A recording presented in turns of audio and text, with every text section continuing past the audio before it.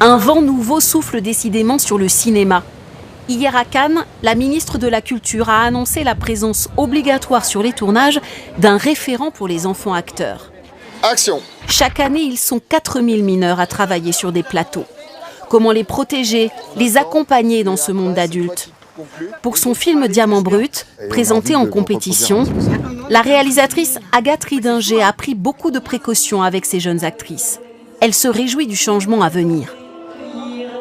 Si on en arrive là, c'est que vraiment il y a eu des abus avant, donc c'est que vraiment il faut resserrer les vis et rééduquer tout le monde à l'honnêteté et au respect de l'autre. Ce directeur de casting estime que les enfants acteurs doivent bénéficier d'un accompagnement particulier. Je pense que la mise en place d'un référent à serment va permettre aux enfants de protéger aussi leur santé mentale.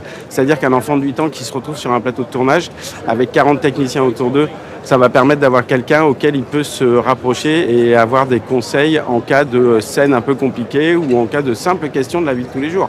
Sans ce référent, il sera désormais impossible d'obtenir l'aide financière du Centre national de la cinématographie. Une victoire pour l'actrice Judith Godrèche qui réclamait une mesure contraignante depuis des mois pour protéger les enfants des abus sexuels, mais aussi psychologiques. Devant les sénateurs en février, elle posait des conditions à ce rôle de référent. Imposer un référent neutre quand un mineur est sur un tournage, un référent qui n'est pas payé par la production, un référent qui est formé, qui a une formation psychologique. Signe que ce changement ne sera pas si facile, le statut indépendant du référent enfant fait encore débat avec les producteurs.